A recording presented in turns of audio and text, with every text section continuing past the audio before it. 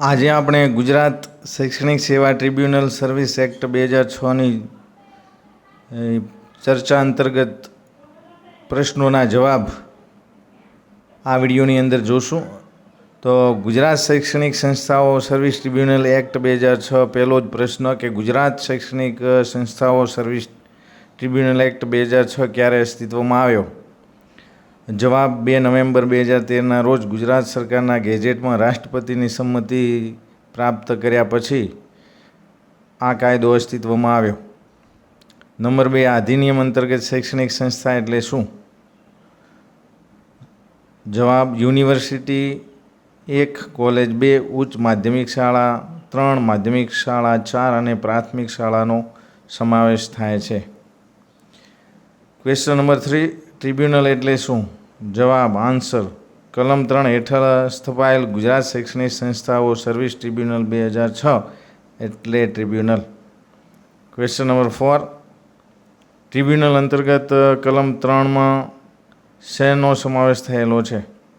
તો કલમ 3માં ગુજરાત શૈક્ષણિક સંસ્થાઓ સર્વિસ ટ્રિબ્યુનલની રચના અને બંધારણની વાત કરવામાં આવી છે. એટલે કે ટ્રિબ્યુનલની કલમ 3 એ ટ્રિબ્યુનલની રચના એટલે કે તેના બંધારણની વાત થઈ છે. ક્વેશ્ચન નંબર 5, ટ્રિબ્યુનલના સભ્યો કેવા હશે? જવાબ રાષ્ટ્રપતિ અને રાજ્ય સરકાર દ્વારા નિમણૂક કરી શકે તેવા ન્યાયિક અને વહીવટી સભ્યોની સંખ્યા હશે. એટલે કે ટ્રિબ્યુનલના સભ્યોને રાષ્ટ્રપતિ અને રાજ્ય સરકાર નિમણૂક આપે છે અને તેમાં ન્યાયિક અને વહીવટી સભ્યોનો સમાવેશ થાય છે. ક્વેશ્ચન નંબર 6, સભ્યોની નિમણૂક અને લાયકાત કઈ કલમમાં છે? કઈ કલમ ટ્રિબ્યુનલના સભ્યોની નિમણૂક અને લાયકાત સૂચવે છે? તો ટ્રિબ્યુનલની કલમ 4 એ ટ્રિબ્યુનલની સભ્યોની નિમણૂક અને લાયકાત અંગેની છે. ટ્રિબ્યુનલના પ્રમુખ કોણ હશે? ક્વેશ્ચન નંબર 7, આન્સર જવાબ સૌથી વરિષ્ઠ ન્યાયિક સભ્ય ટ્રિબ્યુનલના પ્રમુખ હશે. ટ્રિબ્યુનલના પ્રમુખ માટે જે ન્યાયિક સભ્યો છે એમાં જે વરિષ્ઠ ન્યાયિક સભ્ય હોય એ ટ્રિબ્યુનલના પ્રમુખ રહે છે. ટ્રિબ્યુનલના સભ્ય તરીકે કોણ રહી શકે? ટ્રિબ્યુનલના સભ્ય બનવા માટેની લાયકાત શું છે? તો જવાબ ઓછામાં ઓછા 3 વર્ષથી જિલ્લા ન્યાયાધીશ હોય અથવા રહ્યા હોય. નંબર 2, ઓછામાં ઓછા 3 વર્ષથી ગુજરાત સરકારના સચિવ હોય અથવા રહ્યા હોય એવી વ્યક્તિ ટ્રિબ્યુનલના સભ્ય તરીકે રહી શકે છે. ક્વેશ્ચન નંબર 9, ટ્રિબ્યુનલના સભ્યની ઓફિસની મુદત અને સેવાની શરતો ટ્રિબ્યુનલની કઈ કલમમાં છે? તો ટ્રિબ્યુનલની કઈ કલમ ટ્રિબ્યુનલના સભ્યોની મુદત અને સેવાની શરતો અંગેની છે? આન્સર જવાબ થશે ટ્રિબ્યુનલની કલમ 5 એ ટ્રિબ્યુનલના સભ્યોની સેવાની મુદત અને શરતો અંગેની છે.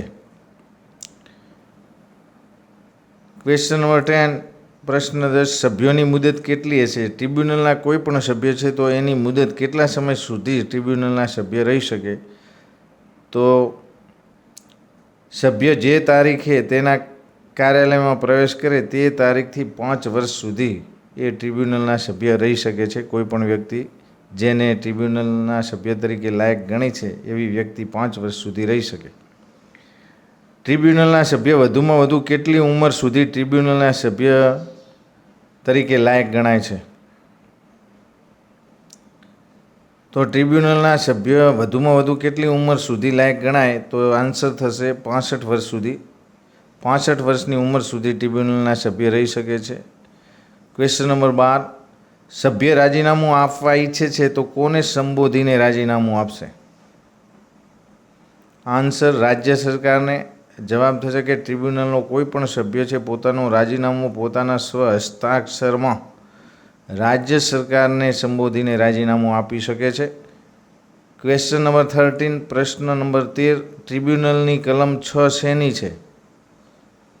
તો ખાલી પડેલ જગ્યાઓ ભરવા બાબતની કલમ 6 છે. ટ્રિબ્યુનલના સભ્યની કોઈ પણ કારણસર જગ્યા ખાલી પડે છે તો એ ભરવાની જોગવાઈ ટ્રિબ્યુનલની કલમ 6 અંતર્ગત કરવામાં આવી છે. ક્વેશ્ચન નંબર 14, ટ્રિબ્યુનલની ખાલી પડેલ જગ્યાઓ કોણ ભરી શકે છે? કોઈ પણ કારણસર જ્યારે ટ્રિબ્યુનલની ખાલી જગ્યા પડે છે ત્યારે ટ્રિબ્યુનલની જે આ ખાલી જગ્યાઓ છે એ ટ્રિબ્યુનલની ખાલી જગ્યા રાજ્ય સરકાર ભરી શકે છે.